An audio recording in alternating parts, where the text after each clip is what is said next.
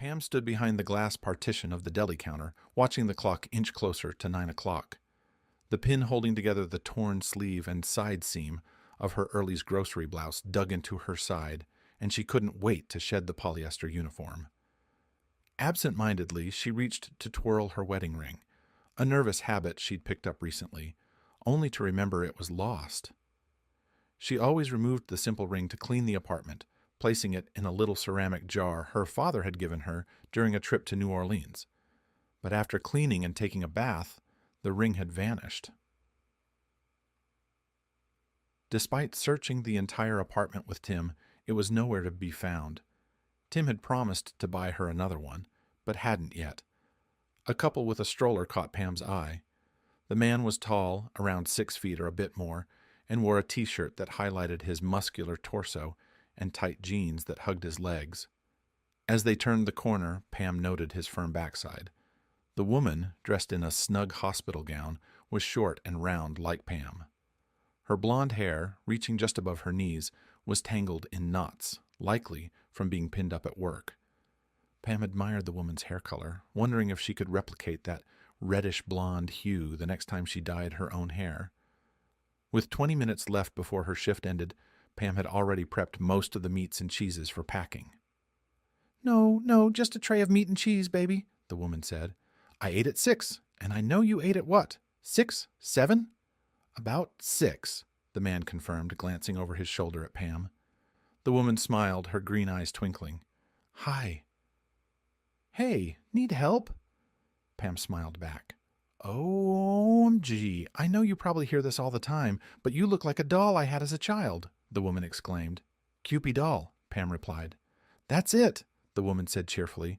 "Like I said, you probably hear it all the time, but I swear it's true."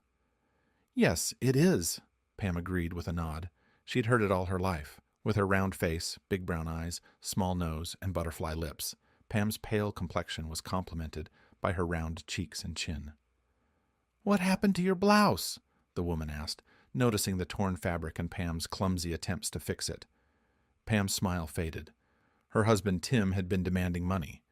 But the rent was due tomorrow, and with Tim's inexplicable layoff from Super One Foods, Pam had just enough to cover the $525 payment. Their next paycheck was still 2 weeks away, and if they didn't pay the rent on time, they'd be evicted before then. Pam's mother had warned her not to move out of their trailer and live with impulsive Tim, but at 18, Pam thought she knew better. Then her period was delayed, and they rushed to the St. Elizabeth Parish Courthouse to marry under Judge Jesse Johnson. Her mother had objected to Pam living with Tim and was even more opposed to their marriage. A few days after the wedding, Pam got her period, but Tim said he would have asked her to marry him anyway. Tim was impulsive, loud, and brash, but he loved Pam just as she was, never wanting her to lose an ounce. However, lately, their relationship had been strained with constant fighting. "No, Tim," Pam had said. "Remember? We have to pay the rent tomorrow, and I have—" "Forget the rent," Tim growled, grabbing her by the front of her work blouse. "$200, huh? Just give me $200. "Tim, let me go," Pam yelled. During the struggle, her blouse was torn. "Claire, it's none of your business how her shirt got ripped," the young man smiled, playfully pinching Claire's back. "Well, I know it's none of my business, Dave, but I'm just curious," Claire laughed. "Anyway, do you have a meat and cheese tray for the party? Is it ready yet?" Dave asked, peering through the glass at the deli offerings.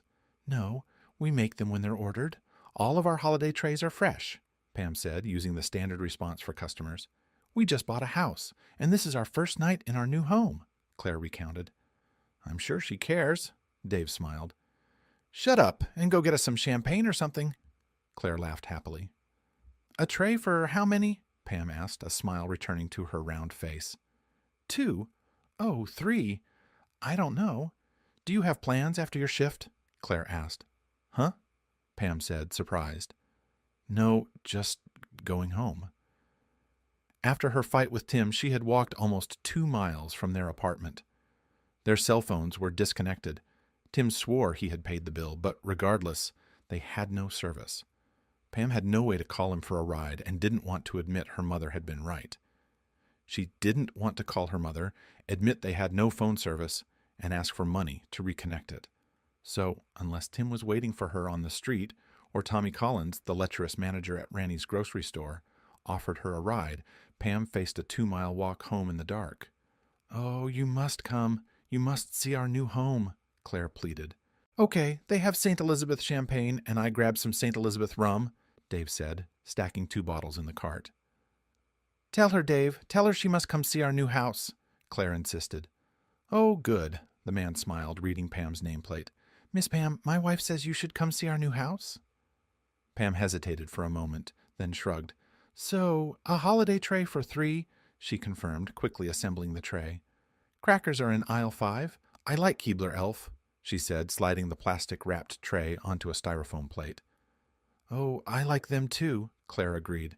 "Baby, go get them, okay?" Dave pushed the stroller away while Claire smiled at Pam. "So, do you want to follow us, or—" "I don't have a car," Pam admitted. "Oh, well, we'll wait. We're in the white tundra," Claire said. "Let me catch up with him before he grabs the wrong crackers." The couple picked up a few other items needed for their new home, including a 6-pack of toilet paper, and then paid for their groceries. "So, you want to tell me why we're inviting a stranger into our new home?" Dave smiled as he helped Claire into the truck. "She's gorgeous," Claire whispered. "Yeah, almost as gorgeous as you," Dave agreed, jogging to the driver's side. At 9 o'clock, Pam hurriedly stowed all the meats and cheeses in the refrigerator, then stepped outside. She spotted the big white truck, but Tim was nowhere in sight. Though her heart felt heavy, Pam smiled and trotted toward the truck. "Hey, that didn't take long," Claire said as Dave opened the back door. "Yeah, I'm almost done," Pam admitted. She didn't question if it was safe to go with a couple she'd just met, or if it was wise to go to an unfamiliar place. She briefly considered stopping by the apartment to see if Tim wanted to join, but quickly dismissed the thought. "Well, the hell with it," she thought. "Calling me a cow? To hell with it." "By the way, I really like your hair," Claire said. "Thanks," Pam replied, adjusting her blonde cap. "I did it myself." "I'd love to just cut all mine off, but my husband says that would be grounds for divorce," Claire said. "Here we are," Dave said, pulling up to a small house nestled among other modest homes on the border of Bender and Degard, Louisiana. Pam admired the neat lawn, the freshly painted garage door, and the pristine front door of the wooden house. 1220 Arrow Road, Claire called out as Dave opened the door. "Come on in," Dave smiled cheerfully. Claire looked at him expectantly. "What?" Dave asked. "Maybe carry me across the threshold?" Claire suggested. "Honey, I've been moving furniture all day," Dave complained, but obediently picked his wife up and carried her into the house. Pam was about to follow the laughing couple when suddenly Dave returned to the porch. "Stop!" Pam shrieked as Dave, a complete stranger, picked her up and carried her across the threshold. "There you go," Dave said to Claire as he set Pam down in the living room. "Satisfied?"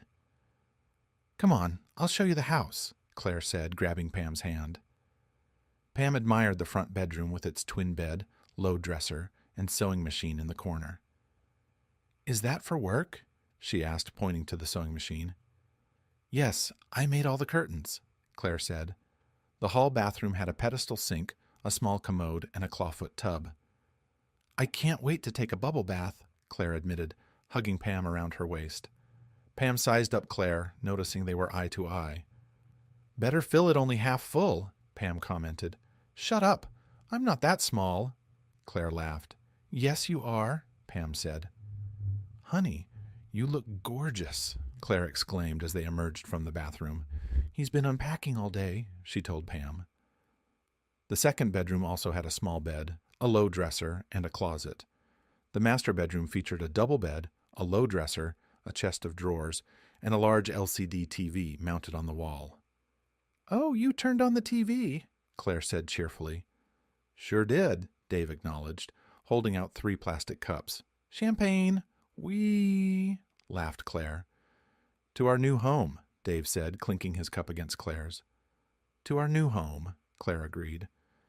"May it always be filled with love and laughter," Pam suggested.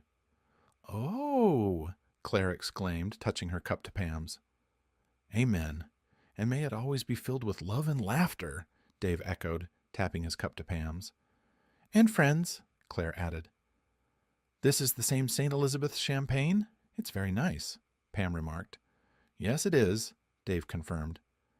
And here is the master bathroom, Claire said, leading Pam into the bathroom. In the living room, 2 upholstered armchairs, an upholstered ottoman, and a long couch furnished the space. The couch faced the brick fireplace, while the armchairs faced the back window. Dave was already seated in one of the armchairs when Pam and Claire entered the living room. Pam and Claire sat down on the couch, and Claire slipped off her nurse's shoes, tucking her feet underneath her. They finished their champagne and quickly devoured the holiday tray and the box of crackers. Pam learned that Dave and Claire were both 21 years old, had been married for 2 years, and had dated for less than a month before getting married. We just knew, as soon as we met, we knew it was the right thing to do, Claire said. Pam also learned that Claire worked in the emergency room at St. Elizabeth's Trauma Center, and Dave worked offshore. I'm on a 3-day shift, Claire said. And I just got back to work. I have 14 days on and 7 off, Dave added. Pam moved over to set her empty cup on the coffee table. Do you mind if I fix this for you? Claire asked, causing Pam to shriek as she lightly touched Pam's bare skin through the tear in her blouse. Baby, get my robe. Did you find it? Bring her my robe, Claire ordered, helping Pam to her feet. In the first bedroom, Claire started up the sewing machine. Dave came in with a big fluffy robe, placed it on the bed, and closed the bedroom door behind him. Now that's a man, isn't it? Claire said proudly. Pam felt a bit awkward taking off her work blouse in front of a stranger, but steeled herself and did it. Claire smiled, taking the slightly sweaty garment from Pam. Pam quickly put on the robe over her polyester slacks and lace bra. She wore a 42A cup bra, and her waist measured 39 inches in circumference. Much of her fat was concentrated on her thighs and hips, which measured 43 inches around. Claire found a ballpoint needle and quickly, skillfully mended the tear. I really like your hair. It looks so good on you, she said, inspecting her work. Pam had previously cut her light brown and dark blonde hair to about 1 inch long, though she missed some strands, as holding the scissors up for so long was difficult. She then dyed her hair a straw color, which her mother dubbed trailer park blonde.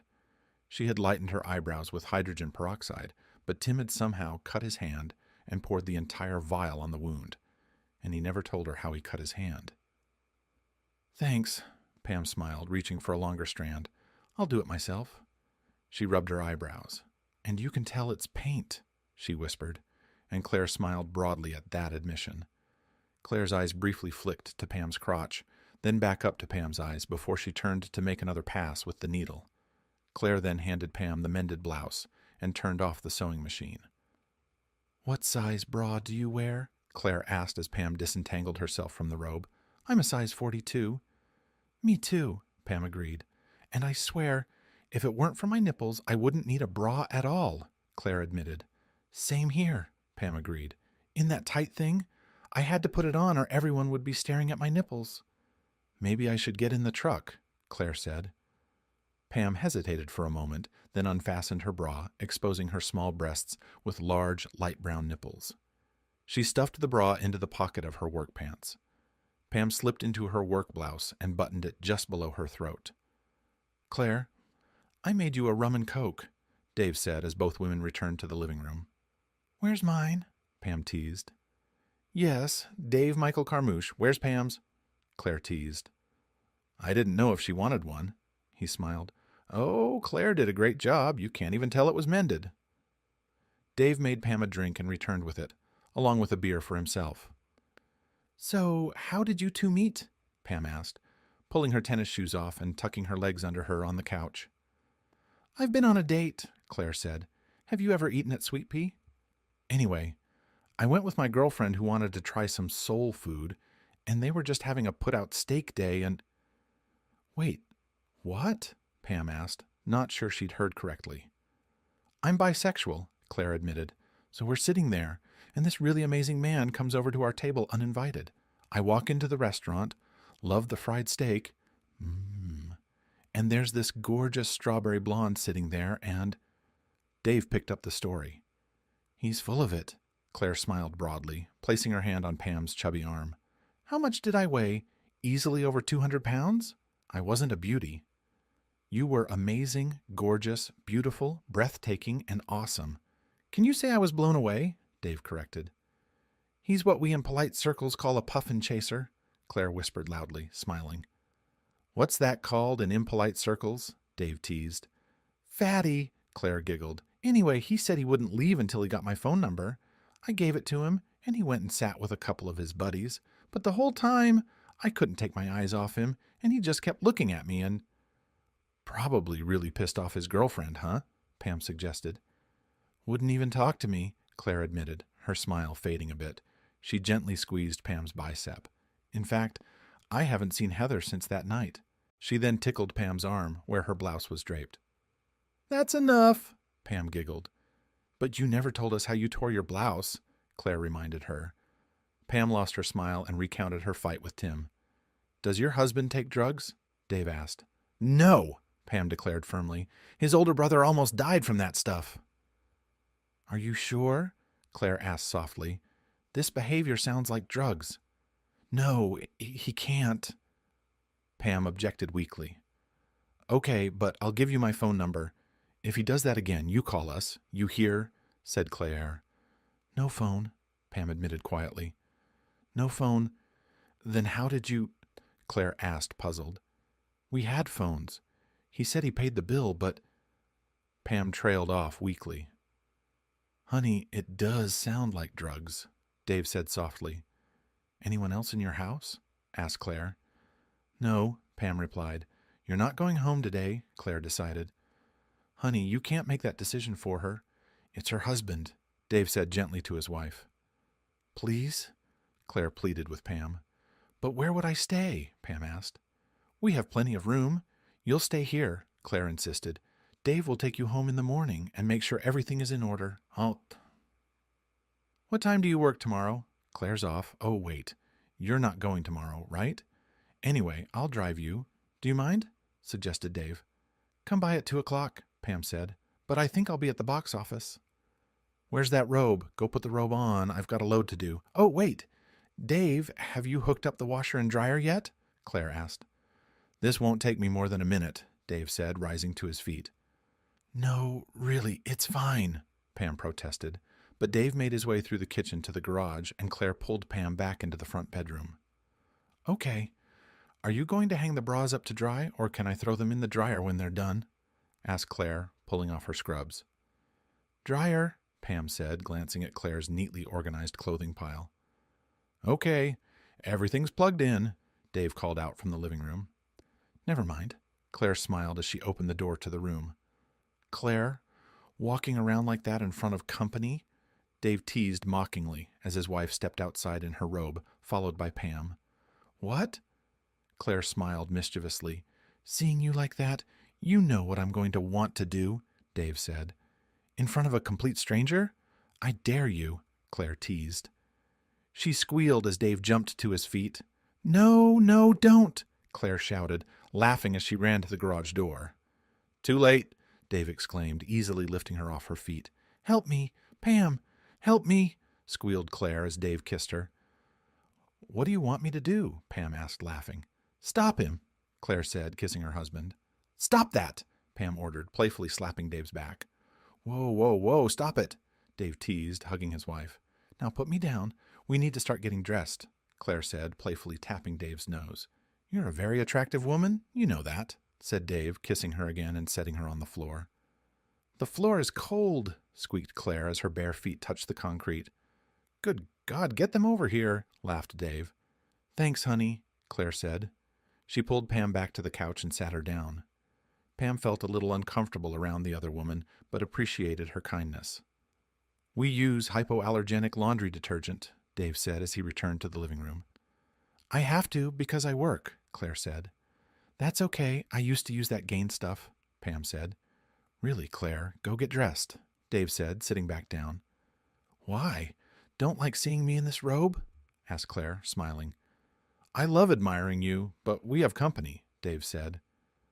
Do you mind? Claire asked Pam. No, not really, Pam stammered. Pam tucked her legs under her and finished her rum and coke. There you go, Claire said, sticking her tongue out at her husband. They kissed for a few moments, then she sat up, pulling against him.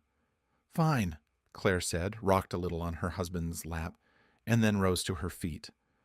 While she was out of the room, Dave and Pam chatted about mundane things, how much DeHard and Bender had grown since the hospital opened, how Rano's grocery store was competing with 2 large chain supermarkets, and how the new parish president didn't seem to know what he was doing. Feeling better now? Claire asked upon returning.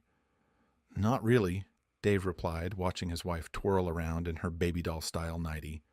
Men, Claire chuckled, settling onto the couch and placing a hand on Pam's forearm. They're never satisfied. Pam thought of Tim and silently agreed with Claire's observation. Tell me about it, she said. You're stunning. Can I kiss you?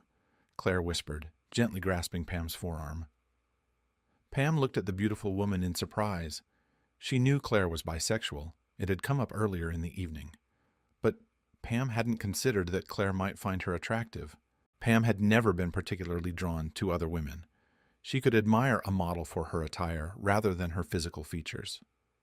In Tim's Parasol magazines, Pam focused on the cooking column and the short stories. After the kiss, Claire proposed to Pam that they become intimate. Pam agreed, and Dave joined them. The next morning, Pam woke up to the pleasant aroma of coffee. Without hesitation, she rushed to the bathroom. Feeling relieved, she recalled the lovemaking from the previous evening. That was lovemaking, she reassured herself. I have nothing to be ashamed of and nothing to regret, she affirmed firmly, drying her hands. When she emerged, Dave was arranging a stack of pillows for a smiling Claire. Here she comes, he grinned, and Pam felt a sudden urge to cover her body somehow.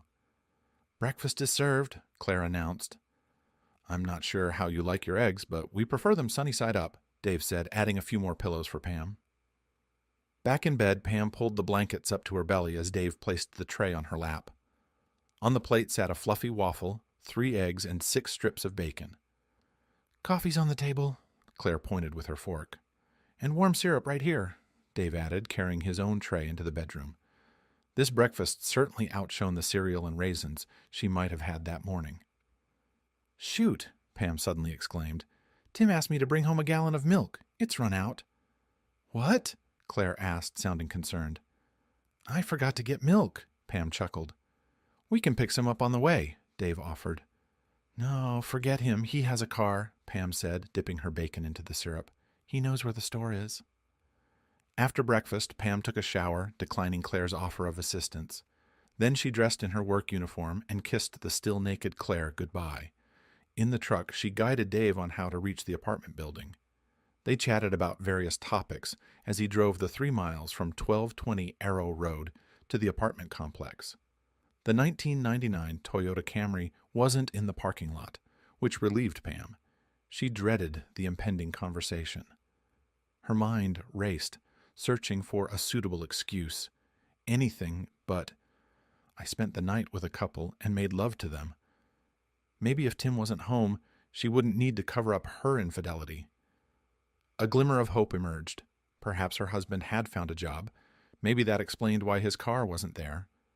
She declined Dave's offer to accompany her. Pam rummaged through her purse and found her keys. Are you sure you're all right? Dave asked. Yes. She tried to smile, though it faltered. Leaning over the console, she kissed him gently. Dave waited until Pam opened the apartment door. Then he sat back, waiting another minute just to be sure. As she entered the small apartment, Pam noticed an unpleasant odor. Her heart pounded with dread. It shouldn't smell like this. She had cleaned just 2 days ago. Tim lay on the couch, wearing only jeans. Tim?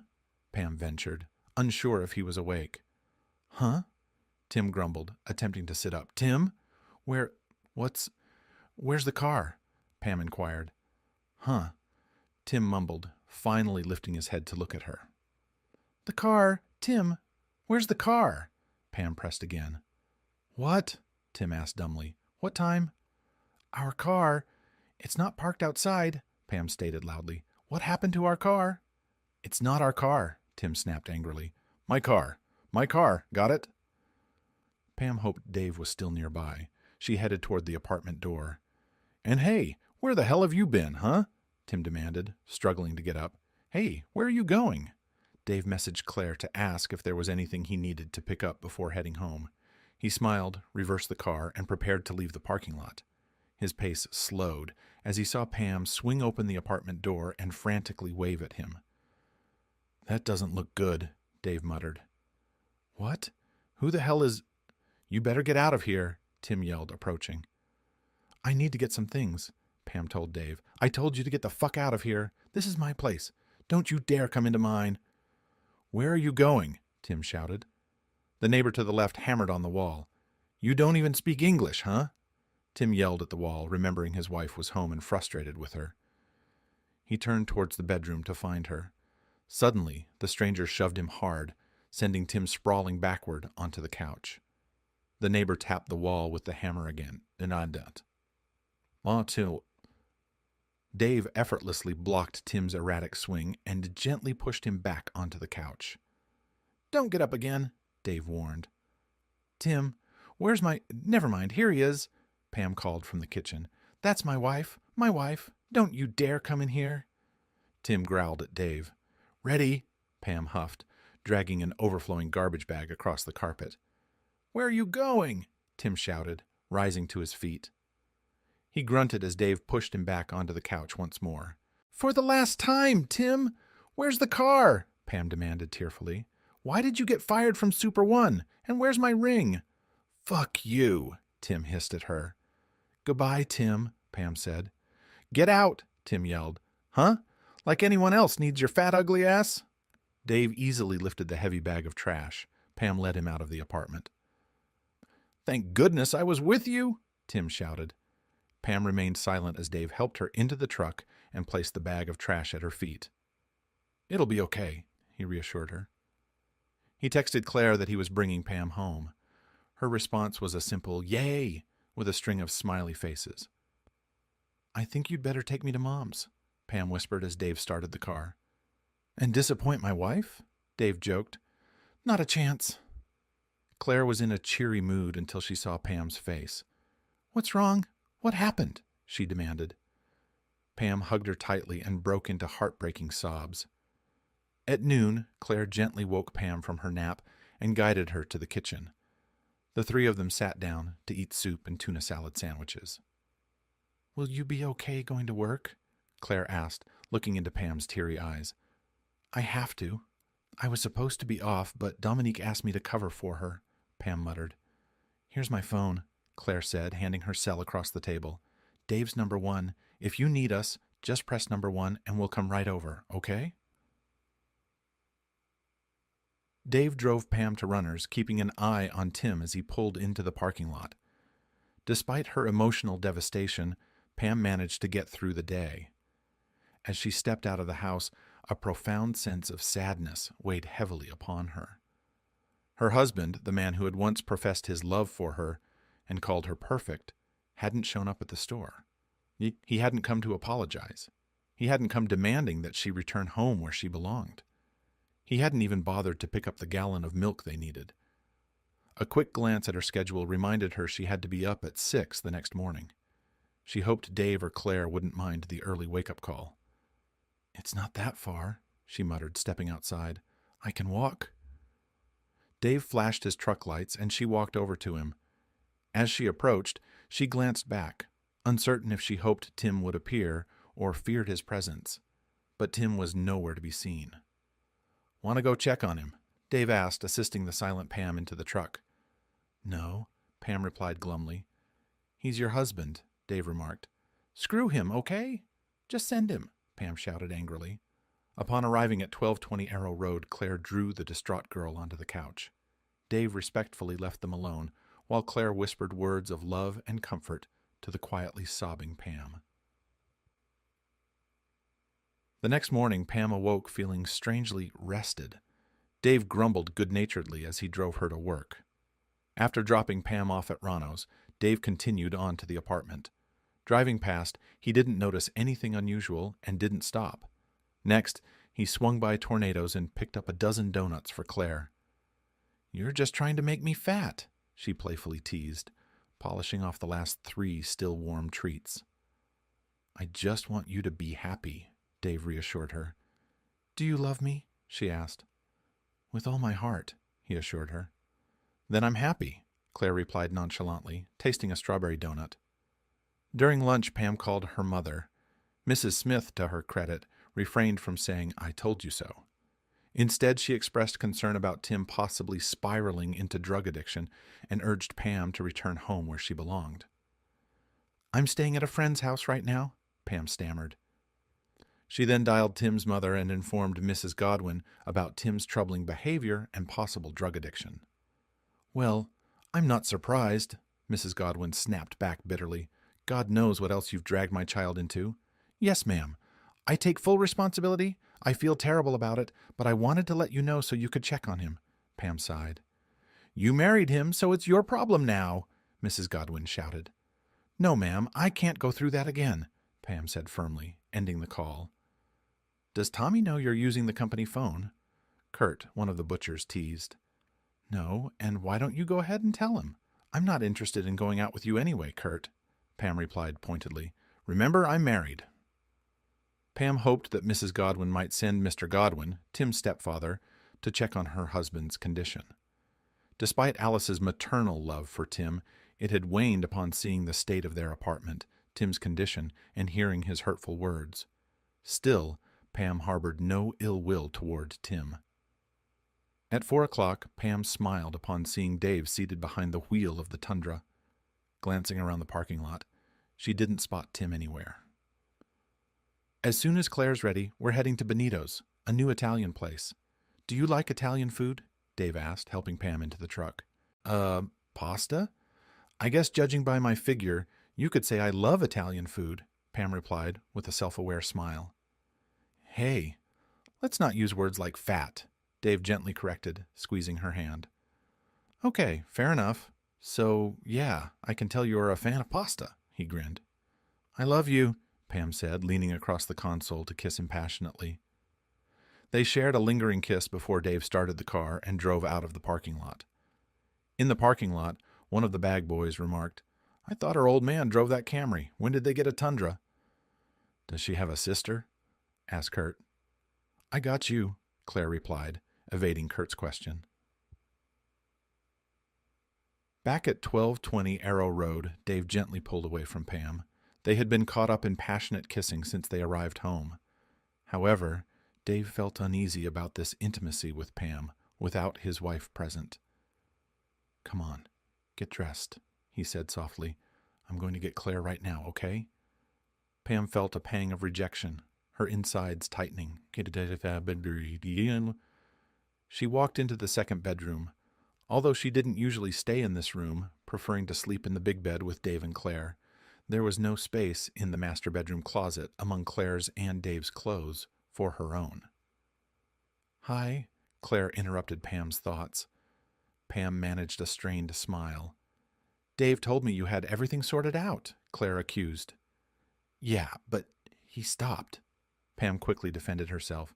"And I told him, 'Are you good to go when I'm not around? Surely when he's ashore and it's just you and me here, we'll want to make love. Do we have to wait for him to come in?" Claire asked, taking Pam's hand. "Love you," Pam agreed softly. "Come on, I'm dying to try their lasagna. 7 layers. It's supposed to be even better than the one at La Scalia," Claire exclaimed before darting out of the bedroom. Pam opted for a nice blouse and khaki pants. Her sandals had definitely seen better days. Nearly everything Pam owned had seen better days, but replacements were a luxury she couldn't afford. Then the reminder struck that rent was due, and they were already 2 days late. The landlord granted a 5-day grace period, though rent was officially due on the 1st and considered late only after the 5th. "His place," Pam muttered, stashing the money into her purse and transferring it to the underwear drawer on the dresser. "Let his mommy foot the bill." "You look adorable," Pam complimented as Claire emerged in a short dress and strappy sandals. "Thanks," Claire beamed, twirling around. You're such a dork, Dave teased, pulling a face.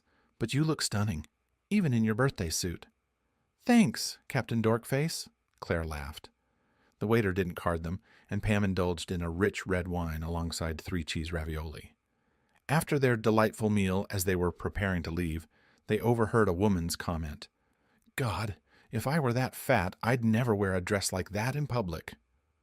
Claire smiled and turned to the woman, saying, And I would never say anything like that in public. I guess we're even, huh? Claire, you are my hero, Pam remarked as they settled into Claire's Ford Taurus. I agree, Dave chimed in. Well, that's true, Claire defended herself. If I were short, would it be okay to comment on it? Or, if I were of a different race, would it be okay to mention that? Remember, if you feel like making love, make love, Claire whispered in Pam's ear. With the day off, Pam helped Dave with yard work and various household projects. During their activities, they ran into their elderly neighbor, Walden Eichenbach, who was walking his yapping poodle. No, I'm not his wife, Pam smiled when Walden made that mistake. She's our guest, Dave clarified, uncertain how else to describe Pam. Oh, so you're on the market? Walden joked. Pam teased back, Really? Honey, if that were the case, I'd be here in no time, Walden smiled. But I'm 81 years old. What could a handsome man like you want with an old man, eh?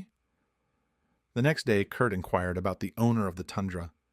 Unfortunately for Pam, she worked behind the deli counter and was in close proximity to Kurt. Kurt, ask me out again and I'll file a sexual harassment report against you. Got it? Pam snapped. You think Tim knows about your boyfriend? Kurt threatened. Pam, line 3. Please. Dominic St. Charles's voice cut through the awful music. Pam's mother-in-law informed her that Tim had been admitted to DeHarda's chemical dependency unit that morning. Visiting hours, Mrs. Godwin began, sounding calmer already. I don't care. I won't be visiting him, but thanks for calling, Pam said firmly, hanging up. She almost smiled, imagining the effect her simple act of hanging up had on her overbearing mother-in-law. She could almost hear the woman's cry of outrage. Then Pam said a quiet prayer of thanksgiving. Tim would get the help he needed. Mrs. Godwin didn't give up. Pam knew she wouldn't. Daily calls begged her to visit Tim. You never said anything good about me before, Mrs. Godwin, Pam said after the 10th call. So why is it suddenly so important for me to see your son right now? Is this a personal call? Asked Tommy, the general manager. He asks. He loves you. He can't understand what's the matter, Mrs. Godwin said apologetically, never before having apologized to someone she considered poor white trash. Claire encouraged Pam to visit the young man. Let's see what he says, Claire advised. Who knows? Seeing him clean and sober might make you fall in love with him all over again. Pam swapped shifts with Woody, taking the evening shift at the liquor and cigarette counter so she could have the morning free to visit DeHarda's CDC. The building blended with others in brown brick, its purpose indicated only by a small sign. Inside, it resembled a hospital, with gleaming white walls, tiled floors, and plastic and chrome furnishings. After checking in, Pam informed the receptionist whom she had come to see, then settled into a chair to wait. Hello, Mrs., greeted a tall, slender man. I'm Dr. Whitmore. Hi, Pam replied, forcing a smile. You probably get told this all the time, but I swear you look like one of those... Oh my God, everyone's had one of those... What are they called? Dr. Whitmore chuckled, shaking Pam's small hand. Cupid doll? Pam supplied. Exactly, Dr. Whitmore agreed. In his modest office, Dr. Whitmore updated Pam on Tim's progress in the chemical dependency unit. Of course, I can only share this with you, even though you're his wife, because Tim gave us permission. But I couldn't say anything to his mother. God, she would have a fit. Dr. Whitmore rambled on. Pam nodded quietly. Well, I'm sure you must be eager to see him. How long has it been? Yes, 12 days, hasn't it? Dr. Whitmore asked. Actually, it's been 15 days. He didn't count the 3 days before he arrived, Pam corrected. No, he didn't. Apparently he was out and about, missing for a few days, Dr. Whitmore acknowledged. Pam chose not to correct him. She was the one who had disappeared. A few minutes later, Tim entered. He looked gaunt, pale, his dark brown hair greasy. He smiled genuinely and moved to hug Pam, but a hand against his chest halted him. Hey, wait. Hell, how long has it been since I've seen you? Tim snapped abruptly, anger flaring up. Tim, Dr. Whitmore cautioned. Going to go cuddle and get that stiff-arm shit? Tim barked. Tim, Dr. Whitmore warned again. I wanted to hug you, and I got this get off me, you fat-ass pig, Pam reminded Tim. Tim sat down in the other chair and stared at his wife.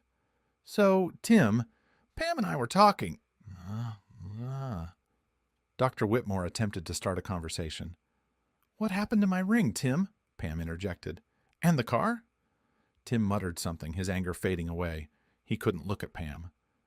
Tim, Dr. Whitmore said. I'm a bit on drugs, Tim admitted. And the car? Asked Pam. Darwin gave me $500 for the car, Tim admitted. $500? Yes, that car is worth... Why did you get fired from Super One? Pam continued. I got in a fight with fat-ass Patrick, Tim said. Patrick Gernot, the manager? Great move, genius, Pam grinned. Mrs. Jordan, we're not here to... Dr. Whitmore tried to interject. Oh, and tell your damn mom I've never seen money for cell phones, Pam interrupted again. Tim, Dr. Whitmore said. Tim sat in the chair facing Craig Godwin and Dr. Whitmore, as his mother told Pam that she swore on her mother's grave that she took the money to PC Nation, and he had no idea why their phones weren't working. Oh, did Mom tell Jack? The landlord said he'd take us to court if we didn't pay, Tim said, avoiding Dr. Whitmore's unspoken question. Taking you, remember? My name doesn't have to be on the lease, Pam said. He wouldn't even give me a key, Pam told the doctor. I had to threaten to leave before he gave me a key to my own apartment. She stood up. The apartment I've been paying rent for. If that money ever got to the landlord, huh? She said. We're still... Dr. Whitmore began. I'm done, Pam stated firmly. As soon as I can, we're getting a divorce. I never should have married your sorry face. Baby, I'm sorry, Tim sobbed. Oh, I know you're sorry. You're the most pathetic mama's boy I've ever seen, Pam muttered, despite Dr. Whitmore's pleas for her to reconsider. She paused at the door. I'm glad you got clean and sober, Tim, she said. I really am. And who knows? Maybe someday, when you grow up, maybe you'll be a decent person. As Pam stepped outside, a warm breeze from the Gulf of Mexico greeted her. She turned her face towards the water, reflecting on her job, a lover, making a living for himself and his wife. She blew a light kiss to Dave in the air. Then she climbed into her friend's car. Tim had refused to give her the key to their apartment, just as he had never given her the keys to his car. On her keyring hung the keys to a Toyota Tundra, a Ford Taurus, the address 1220 Arrow Road, and a tiny Cupid doll figurine.